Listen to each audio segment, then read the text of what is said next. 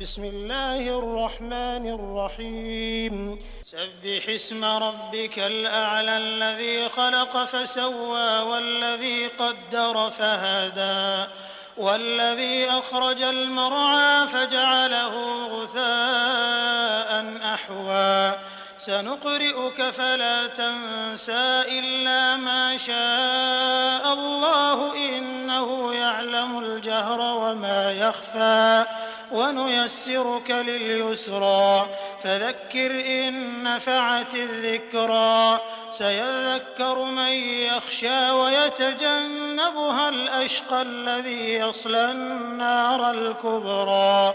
ثم لا يموت فيها ولا يحيا قد أفلح من تزكى وذكر اسم ربه فصلى بل تؤثرون الحياة الدنيا والآخرة خير وأبقى إن هذا لفي الصحف الأولى صحف إبراهيم وموسى بسم الله الرحمن الرحيم سبح اسم ربك الأعلى الذي خلق فسوى والذي قدر فهدى والذي أخرج المرعى فجعله